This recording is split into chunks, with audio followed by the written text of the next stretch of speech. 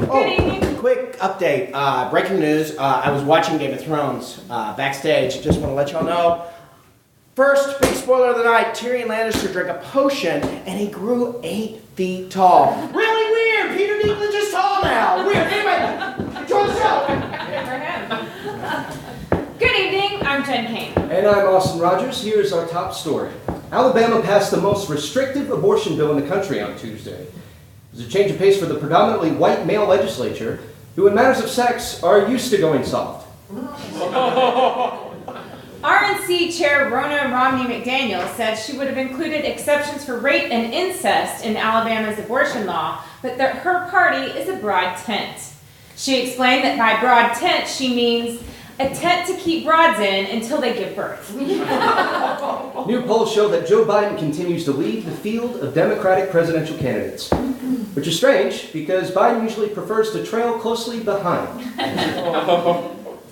Severe weather affected millions of people across several states over the weekend. President Trump refused to help, saying he's had real trouble dealing with anything stormy. Mayor Pete Buttigieg appeared on Jimmy Fallon earlier this week on the segment Slow Jam the News. Fallon is hoping to later bring on Bernie Sanders for a new segment, Shout Over the News. American citizens can now enter any McDonald's in Austria during an emergency where staff will help contact the U.S. Embassy.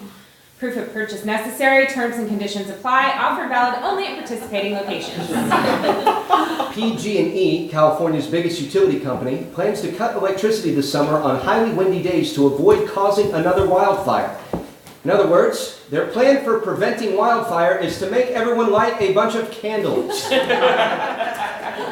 On Tuesday, the National Labor Relations Board ruled that Uber drivers are not employees. It's the worst news for Uber drivers since the day they were forced to become Uber drivers. Hey Jen, Austin has started interrupt. It's so cool. Alright, this is so cool. Danny and her dragon just opened a cupcake shop in King's Landing and it was so successful. Like, the city's back. It's great. It's great. I'll take it now. That's great. And now, where hard news meets Hollywood, here with the entertainment is Conan the Comedian.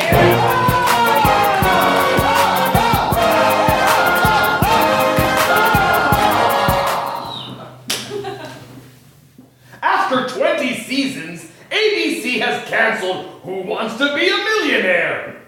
Show employees who are now in need of a job are being encouraged to phone a friend.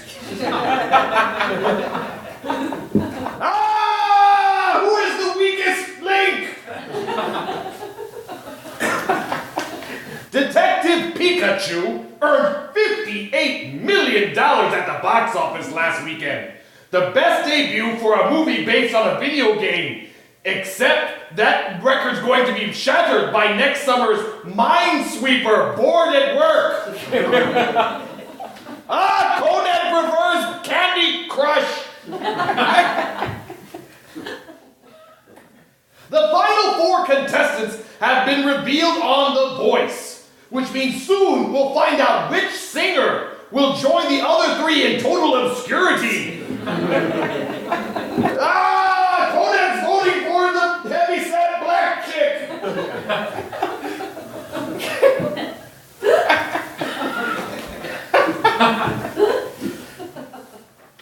And finally, no, that's not finally. 2 more. New age singer Enya turned 58 on Friday. If you're not sure who Enya is, just go ask Martha, who's way into crystals. Not meth.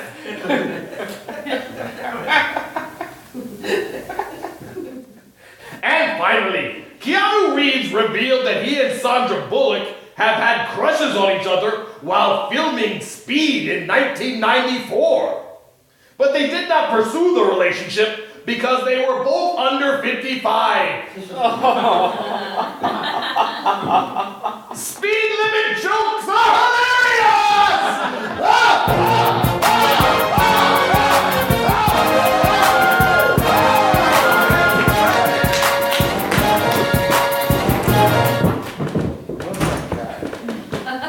CDC has reported that U.S. birth rates are at a 32-year low. And yet somehow you're still seated next to a crying baby on every single flight. A group of 19 Florida college students were robbed at gunpoint while on an outreach trip in South Africa, which means someone in South Africa is now 19 NASCAR iPhone cases richer. In Oregon, a man on the run for 23 years for sexual assault finally turned himself in. Amateur, said Roman Polanski. You okay, bud? A new study found that fewer millennials are making it into the middle class than in previous generations, said a millennial. But on the bright side, my boss at my 8-year-long unpaid internship started ordering pizza for everyone on the 6th floor on Fridays. Several women have launched sexual misconduct allegations against self-help guru Tony Robbins. Robbins claims that he just couldn't help himself. A luxury home in Beverly Hills has become the most expensive home for sale in the United States. The home's sale price is listed as "The revolution approaches, kill the rich and drink their blood." And now, with an in-depth look at one of the week's big stories, it's TSW Inside! Before I start, I want to tell you what happened. It's so cool. So, Jon Snow, he won the Game of Thrones. It's so cool, but he did it on a game show in Westeros. Weird show! Weird ending. Great. Yeah. Let's do this!